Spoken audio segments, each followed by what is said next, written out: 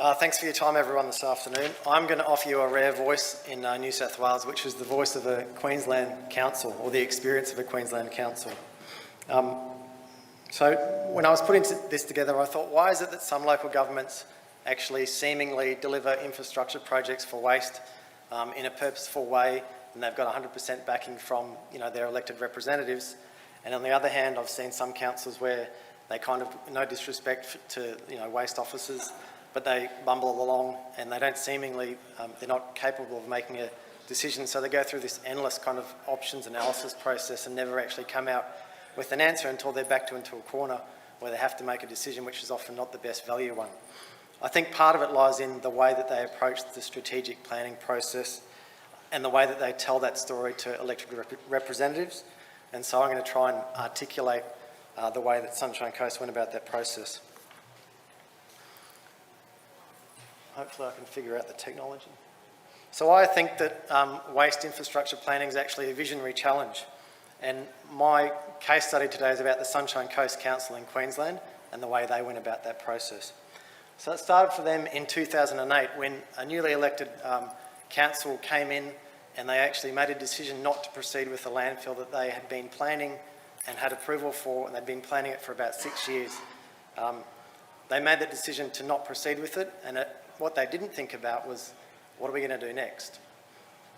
So they responded to the community objection, and the community won in that instance, I suppose. But it's not just restricted to local government. Boral's going through an approval process in Victoria and having massive amounts of objection to their landfill at the moment. And it's not just Australia.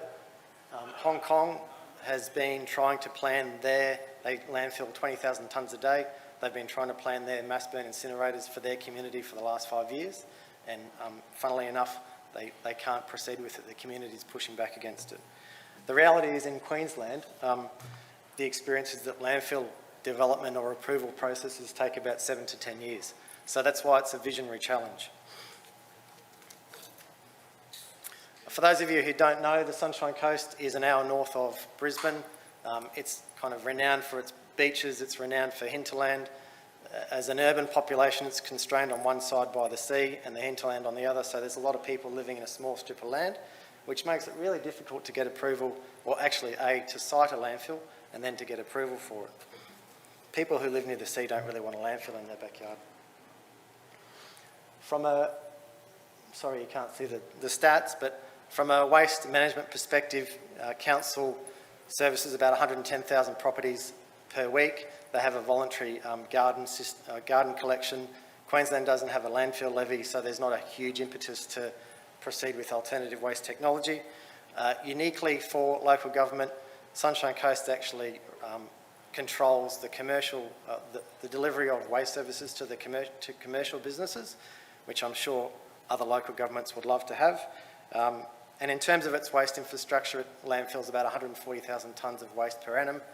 50% of that's MSW, and they have two major landfills, Caloundra, which is down in the south, and Nambour up in the northern part of the region. And they've got a few transfer stations, major and minor. And unsurprisingly, because it's such a good place to live, lots of people want to move there, so their waste volumes are going to increase significantly over the next 30 years.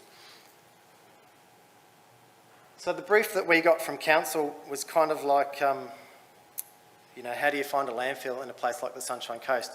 And this gentleman who happens to live on the Sunshine Coast, he faced a similar challenge in that he stored his wife's jewellery in the freezer in a plastic bag, and one day when it was bin day, he decided to get what he thought was prawn heads out of his freezer and throw it in the bin, only to realise at the end of the day when his wife came home, who was very shocked and disturbed, that he'd thrown the jewellery into the waste bin and they couldn't find it at the Nambour landfill. So she was probably about as dissatisfied as somebody who finds out that they've actually got a landfill about to be developed in their backyard. So council's brief to us was, we think we've got about 10 years of landfill life left, but we're not really sure. If the landfill levy does come back into Queensland, then should we actually build an alternative waste technology, and what might it look like, or should we go with a landfill? And if we can find a landfill, then what's the best option? and where should we place it, and what's the best option for a kind of bang for buck. They're all really simple, valid questions to ask, but not so easy to answer. And really, I think their objective could be summarised by, it was, what's the best value, how do we manage our risk, and what's it going to cost us over, the next 15, 20, 30 years. So we decided in our consulting wisdom that we thought the best way to actually go about it would be to develop a business case for council.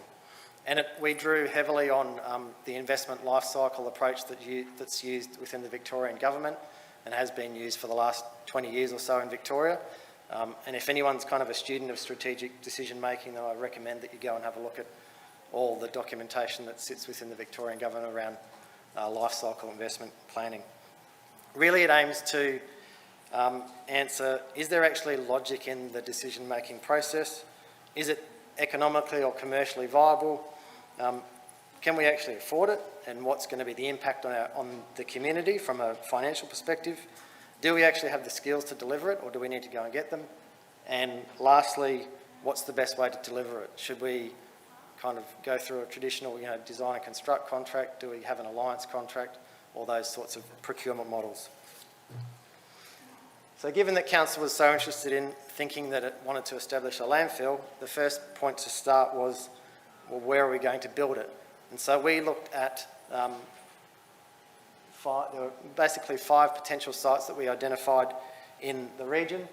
And again, my graphics are not that great, so sorry about that. But there was a few down in the south of the region and a few up in the north of the region.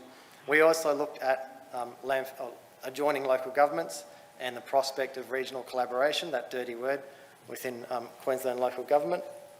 And we also looked at, I suppose from the outset, council had this view that if we just take our waste to one of the private landfills operated by the private sector on the other side of Ipswich, which is about 3.5 hours away, that's got to be the lowest cost option. And we kind of diminish our risk, or we pass on our risk to a third party, so we don't have any ongoing liability. So we went through a process of evaluating those the options for landfill, essentially to cover off those risk elements around, zoning, environmental values, and social amenity. And then we thought, well, we know that council's existing transfer stations are only really capable of using a 40-metre hook lift truck, so they're not going to be capable of dealing with large waste volumes over the next 15, 20 years. So we're probably going to have to site and construct new transfer stations. So where are we going to do that? And council wonderfully said, we've got 14 potential sites. Go and have a look at all of them. So we used GIS to kind of screen them. And we essentially did a similar process that we did with the landfills to apply a risk criteria and to shortlist a number of sites. And where we ended up with was that we had a whole bunch of options that we could then go and build a whiz-bang, wonderful financial model that could model the whole life of each of those options over a 25, 30-year period. And we used net present value assessments. So for those of you who have forgotten kind of Finance 1, net present value essentially just takes future capital and operational costs and discounts them back into present day value so that you can compare apples with apples. Unfortunately, my commercial analyst decided that he was going to stay in Sydney today, so if he was here, he could talk ad nauseum about net present value assessment. But essentially what it enabled us to do is to say, we've got we screened down to 6 transfer station sites, and we've got to get that waste from those transfer stations to the landfill. And so we can either do that using a 40-metre hook lift truck, or a 60-metre multi-lift truck, or a 120 cubic metre B-double, each of which have different payloads and kind of cost profiles. And we can assess those transport mechanisms and how we bulk or how we move that waste to our potential landfill sites. So we had 8 landfill sites, 4 within the region and 4 outside of the region, including the private landfill. And what we did was essentially we did a kind of high-level cost estimates for all of those options, and we screened out the sites that didn't have the greatest potential. So we narrowed down our focus and went into more detailed assessment. And lo and behold, we found that it made the most sense to actually build these new transfer stations at our existing landfills because we had all the front-end infrastructure in place, and it avoided us having to redevelop that infrastructure at new transfer station sites. And we also identified that it didn't make any sense to bulk haul waste using a hook lift truck with a 40-metre bin on it. So we narrowed down our transport assessment to multi-lift and B-double trucks.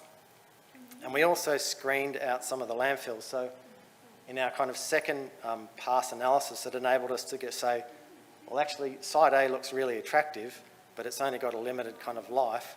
But we were able to model developing, site A and then moving to the next preferred site, or another site being site B or Moreton Bay Regional Council. So it enabled us to essentially model, over a long period of time and assess the value proposition of those options. Now, when we'd completed all that work, Council came back to us and said, let's talk about AWT. We really want to build a mass burn incinerator. And we said, well, we wished you'd told us that right at the start instead of, 3/4 of the way through the project. But we said, well, that's okay. We're consultants. We'll keep taking your money. We'll do the AWT analysis. And so they wanted us to look at how does building any of these AWTs affect the landfill life. And so we did the assessment on thermal incineration, on like a 2-bin sort system, on 3-bin garden organics, and on 3-bin food and garden organics. And kind of what came out of it was that thermal incineration, as much as you get very low residual, you've got to have like a 350, 400 million upfront capital cost investment. So it just didn't make sense. What came out of it was that probably the best complement to a landfill-based waste disposal solution was actually to have a 3-bin food and garden organics system. Fortunately for us, I think one of the impediments to doing this kind of analysis is that you often don't have access to realistic, cost data. Fortunately for us, Council had recently gone out for a collection tender, and so we had access to a whole range of I suppose, market-tested rates, and we were able to use that information to run some of the scenarios around, I suppose, the collection piece on an AWT approach. And in terms of the outcomes, what we found is that what Council thought they had 10 years of landfill life left, they actually had 15. We went through the process of actually modelling their final landform, doing the waste volume projections, and some sensitivity testing around that to be able to come back to Council and say, we've just increased your asset life by 5. Well, we haven't, but here's the final answer. Obviously, that might change over time, but it's a bloody good news story when you can go back to your Council and say, we can actually delay capital investment by another 5 years. So I would encourage anyone who hasn't done that kind of final landform and the forecasting to go away and do it, because it's a valuable piece of information. Transport economics, I think, accounted for about 35% of the NPV, and obviously if you're transporting waste from transfer stations to landfill over a long period of time, the transport costs really start to add up. So it's a significant portion of your cost base. And the location or the site of the landfill that was selected, there wasn't really any kind of great cost difference between landfill at site A and landfill at site B. We found it didn't really impact the overall best option. And surprisingly, at this point in time, B-double transport came out way in front in terms of offering the lowest cost per tonne to move waste and provided the greatest operational flexibility for Council over a long period of time. And the other thing that was interesting and somewhat disappointing to elected representative Council was that moving the waste to southeast Queensland and getting it out of the region was almost double the price of actually building a landfill within their own proximity. So it kind of quashed this murmur that had been going on for about 6 years about let's just get rid of our waste to somebody else. And 3-bin food and garden organics is the best value AWT to complement landfill. And the other thing I think that was kind of a byproduct of this assessment was that council had never really put any thought into what happens with our existing landfills when we close them, and kind of done any planning about accommodating future infrastructure on the sites. So I think, you know, having the foresight to master plan your existing landfill sites and think about what you're going to do with them when they come to the end of their life is a valuable thing to do. So if we come back to our objectives, in terms of value, we basically delivered a strategic blueprint to council about how they're going to develop their landfill and transfer stations for the next 30 years.